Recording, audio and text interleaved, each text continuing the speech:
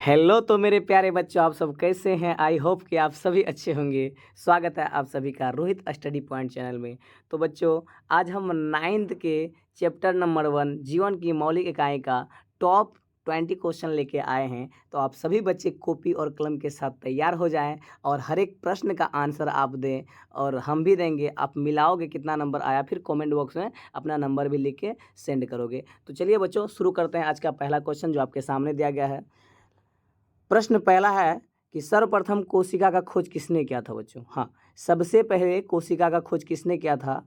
आप लोग जानते हैं तो जल्दी से टिक करें। जी, सबसे पहले कोशिका खोज किसने किया था? ऑप्शन ए में है रॉबर्ट हुक, ऑप्शन बी में ल्यूवेनहॉक, सी में है एम स्लाइडेन और डी में दिया है टी स्वान।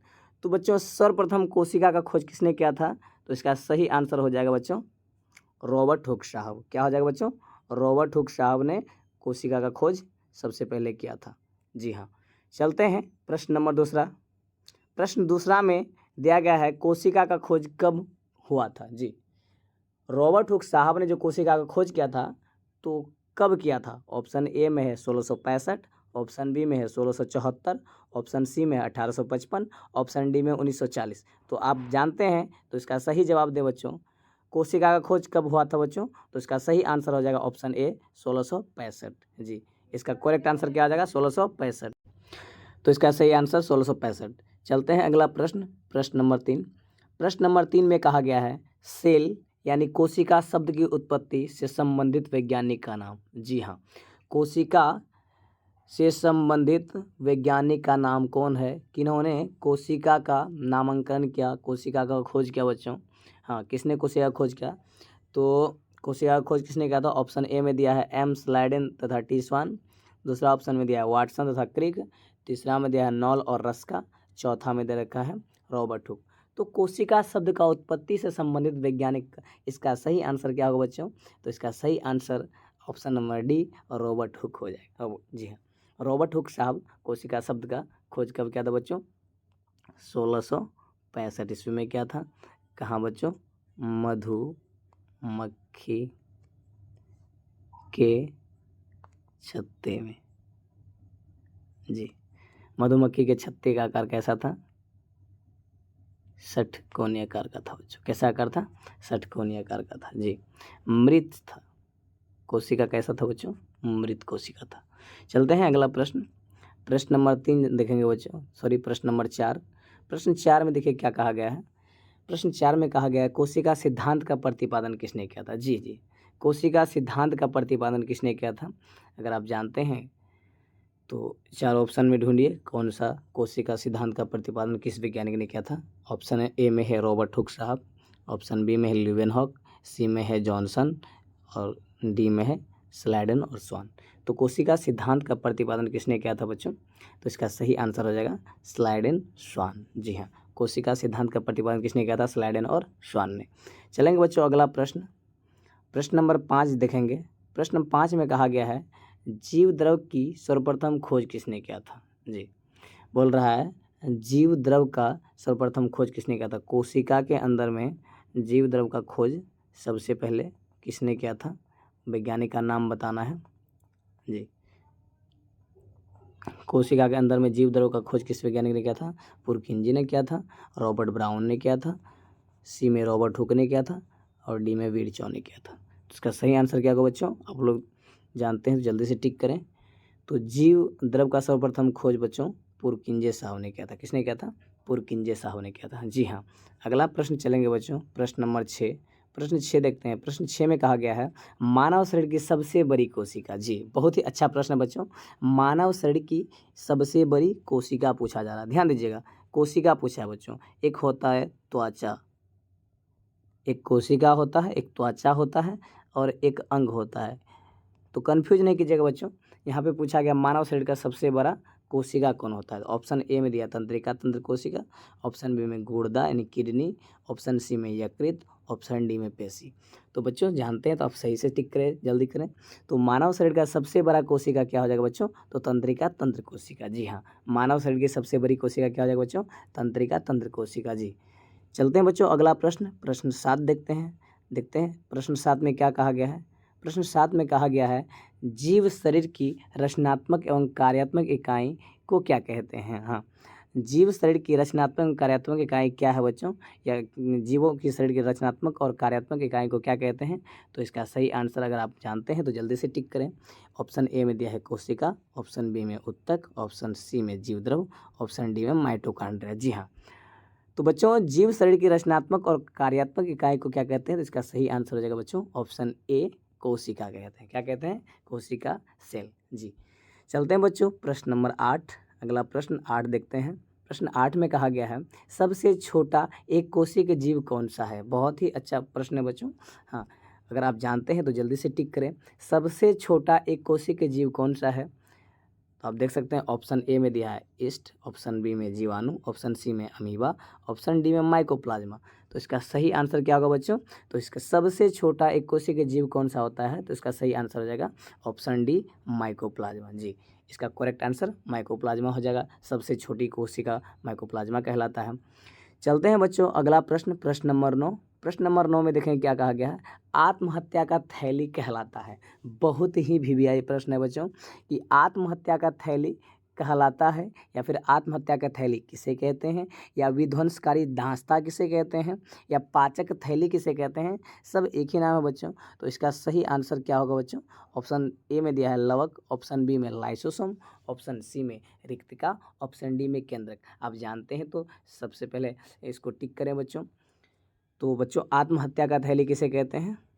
आप देख सकते हैं ऑप्शन ए में लवक, बी में लाइसोसोम, सी में रिक्तिका, डी में केंद्रिका। तो इसका क्या सही आंसर हो जाएगा बच्चों?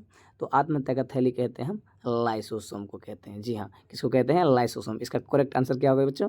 लाइसोसोम को कहते हैं। जी, चलेंगे बच्चों अगला प्रश्न, प्रश्न 10 देखेंगे। प्रश्न 10 में देखिए क्या क्या कहा गया है? कौन सा कोशिकांग पाचक थैली कहलाता है? सॉरी, यहाँ टाइपिंग में थोड़ा सा गलती है बच्चों, कहलाता है।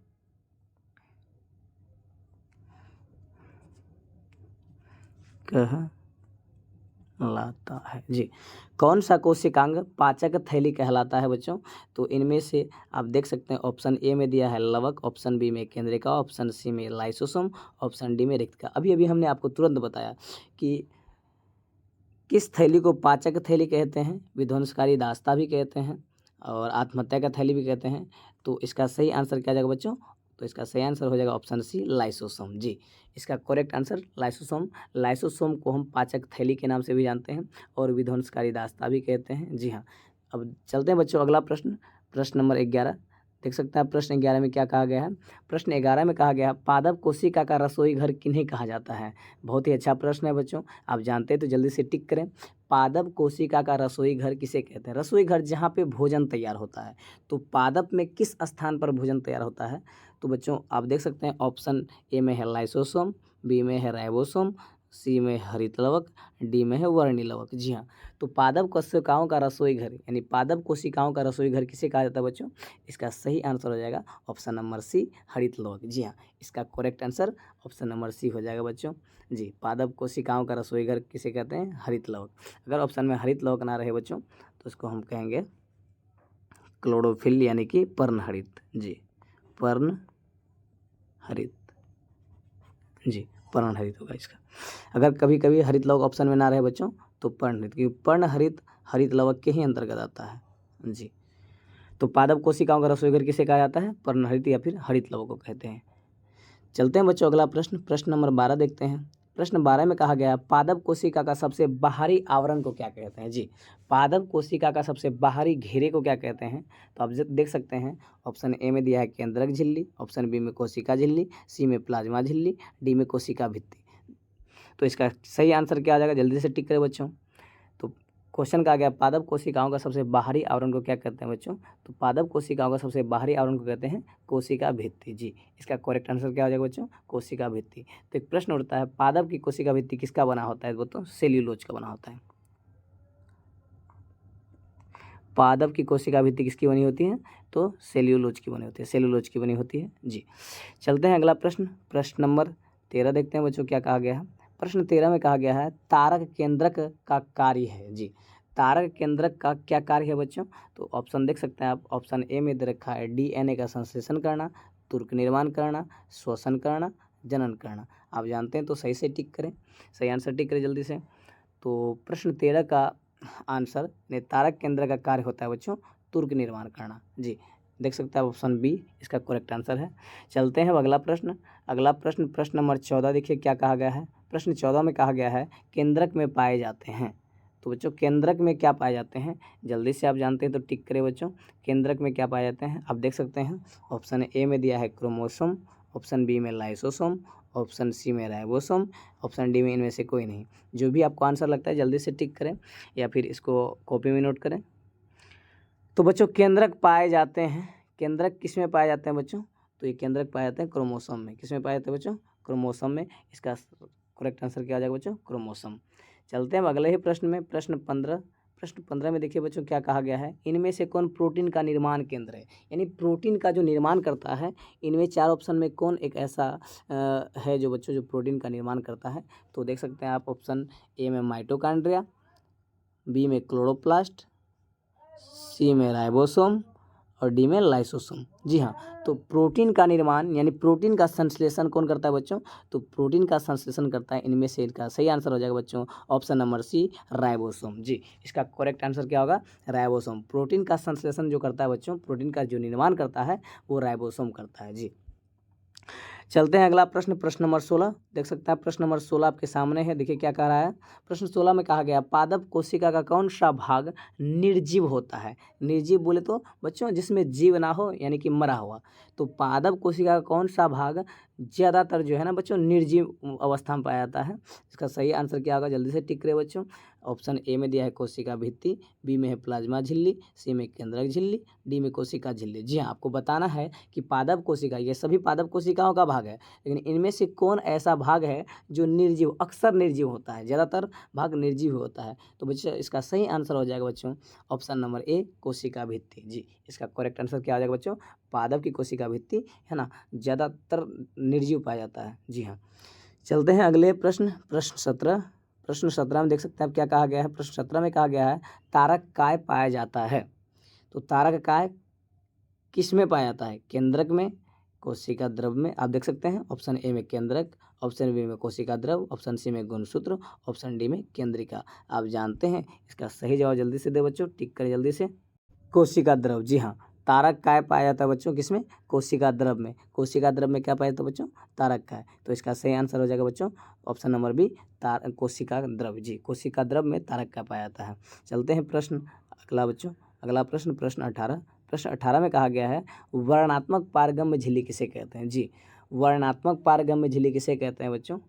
तो इसमें आप देख सकते हैं ऑप्शन ए में दिया है कोशिका द्रव, बी में केंद्रक, सी में कोशिका झिल्ली और डी में इनमें से कोई नहीं। जी हाँ, तो वर्णात्मक पारगम्य झिल्ली या फिर चयनात्मक पारगम्य झिल्ली किसे कहा जाता है बच्चों, तो आप देख सकते हैं। तो इसका सही आंसर क्या होगा बच्चों, तो इसका सही आंसर हो जाएगा कोशिका झिल्ली ऑप्शन सी। जी, इसका करेक्ट आंसर हो जाएगा कोशिका झिल्ली, जिसे हम कहते हैं वर्णात्मक झिल्ली, चयनात्मक झिल्ली, अर्धपारगम्य झिल्ली, है ना, इस नाम से पुकारते हैं। चलते हैं अगले प्रश्न। प्रश्न 9 में देखिए क्या कहा गया बच्चों। प्रश्न 9 में कहा गया है पीले, नारंगी अथवा लाल रंग के रंजकों में कौन सा पदार्थ पाया जाता है। जी हाँ, पीले, नारंगी अथवा लाल रंग के रंजकों में कौन सा पदार्थ पाया जाता है। आप देख सकते हैं बच्चों ऑप्शन ए में दिया है केरोटीन, केरोटीन होगा बच्चों। ऑप्शन ए में थोड़ा टाइपिंग मिस्टेक हुआ था बच्चों। ऑप्शन ए में दिया है केरोटीन, बी में दिया है सेफ्रानिन और सी में दिया है मेथालिन ब्लू और डी में इनमें से कोई नहीं। तो बच्चों पीले, नारंगी अथवा लाल रंग के रंजकों में कौन सा पदार्थ पाया जाता है बच्चों, तो इसका सही आंसर हो जाएगा केरोटीन। क्या हो जाएगा बच्चों, इसका सही आंसर केरोटीन। जी, केरोटीन में पीला, नारंगी अथवा लाल रंग के रंजक पाया जाता है। जी हाँ, चलते हैं प्रश्न 20 और आज का अंतिम सवाल बच्चों। आज का अंतिम सवाल देखते हैं क्या है। तो बच्चों प्रश्न 20 में कहा गया केंद्रक द्रव में मुख्यतः कितने प्रकार की रचनाएं पाई जाती है। जी हाँ, केंद्रक द्रव में मुख्यतः कितने प्रकार की रचनाएं पाई जाती है। बहुत ही अच्छा प्रश्न है। तो आप देख सकते हैं इसमें दिया गया है ऑप्शन ए में 2, ऑप्शन बी में 5, ऑप्शन सी में 3, ऑप्शन डी में 4। तो केंद्रक के अंदर में मुख्य रूप से कितनी रचनाएं पाई जाती है बच्चों, तो इसका सही आंसर हो जाएगा मुख्य रूप से केंद्रक के अंदर 2 रचनाएं पाई जाती है। जी हाँ, केंद्रक के अंदर कितनी रचनाएं पाई जाती हैं, 2 रचनाएं पाई जाती हैं। तो ये आपका बच्चों आपका टेस्ट कंप्लीट हुआ।